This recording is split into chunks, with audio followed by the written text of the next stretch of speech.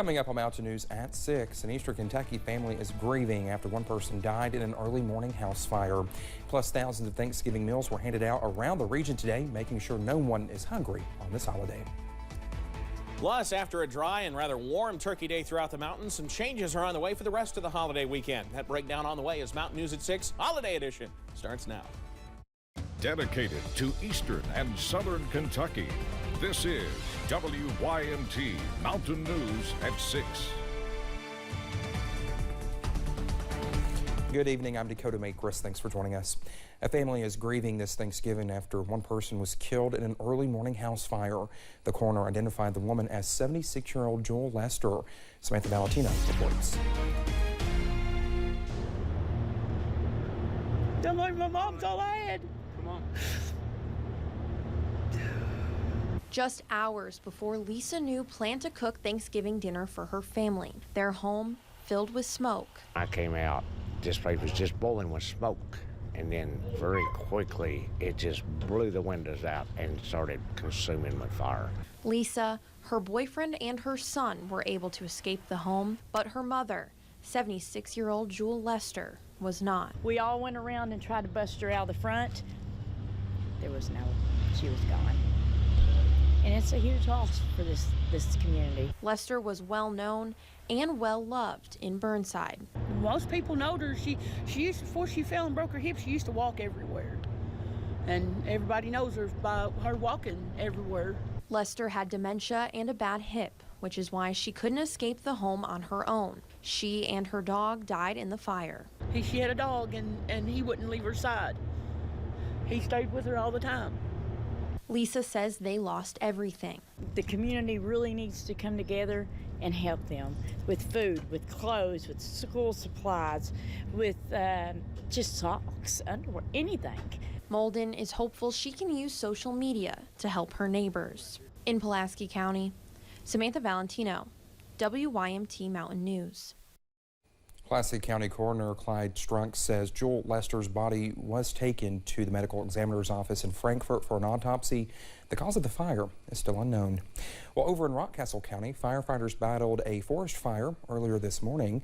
I'll take a look at this. Officials with Livingston Fire and Rescue say it sparked around 6 o'clock this morning on Sand Hill Road.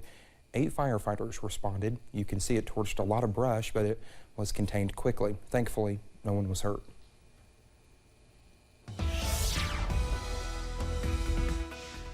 And that is something we've tried to talk about at least the last few days is while we have seen rain and a decent amount of it over the last couple of weeks, we have seen some wildfires spark throughout the region because the air continues to be dry. Here's a look at the temperatures throughout the region. It's been a warm Thanksgiving Day all throughout the mountains. Upper 50s now sneaking in places like London and Manchester, even Jacksboro. Middlesboro's in the mid-50s. Monticello's in the upper 40s. Other regions like Prestonsburg, Pikeville, even Jackson and Hazard still in the low to middle 60s. Dew points, well, they're slowly coming up, but they're still very dry in the 30s. So, yeah, we've had decent fire weather conditions. I won't say explosive fire growth because we haven't seen those breezy conditions, but it is still very dry out there and will be for at least a little while longer. There's the view from Buffalo Mountain here in Perry County.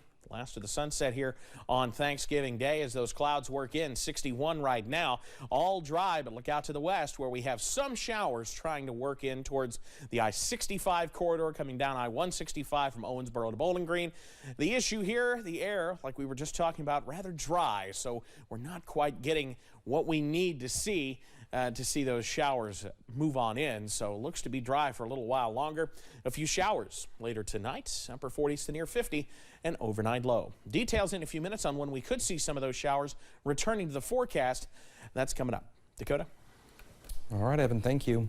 When we think of Thanksgiving, we think of the food, but many people across Eastern Kentucky may not have the opportunity to have a traditional Thanksgiving meal. Today, one organization is working to ensure nobody is hungry for the holidays.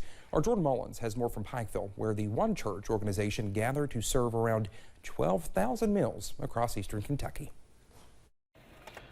Folks gathered at the Appalachian Wireless Arena on Thursday for Thanksgiving, not to eat dinner, but to make sure others are fed. One Church is an organization of different churches, different denominations, all coming together with a single purpose of feeding those that need a meal in the Pike County, Letcher County, Floyd County areas.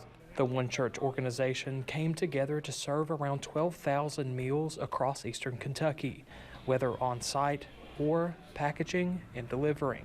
The Bible says that faith without works is dead, and that's what we're doing. They're putting our faith into action. We're getting together, cooking these meals, packing these meals, delivering these meals. Around 1,000 volunteers across 2 days donated their time. This right here just makes you feel good about people. You hear all the negative things out in the news and the press, but you got hundreds and hundreds of people down here doing and working for the same goal. To make sure nobody goes hungry. This year, we've had the flooding. We've had some bad times there in Prestonsburg, and it's going to help some people that are not going to have that hot meal. They're not going to have that delicious meal. They're going to have it today. And all of eastern Kentucky has a happy Thanksgiving. In Pikeville, Jordan Mullins, WYMT Mountain News.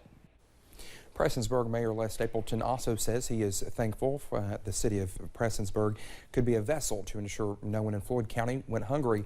Pikeville Mayor Jimmy Carter adds he is thankful for the work that One Church has done and will continue to do. Flood survivors in Whitesburg are celebrating the life of former Councilwoman Earlene Williams this Thanksgiving. Williams had won her 5th term as a Whitesburg City Councilwoman before she died. She stayed in a temporary trailer along with other flood victims, and survivors there say she far exceeded her kind reputation. She's done everything she could. She never had a frown on her face. She made everybody happy. Yeah, and she thought the world of this area here. We'll have more on flood survivors in Whitesburg celebrating Thanksgiving when you join us tonight at 11. Well, for many, Thanksgiving is a time for giving back, and that is exactly what one Eastern Kentucky school system did today. Our Alyssa Williams has more on Perry County Schools' Thanksgiving Outreach Project.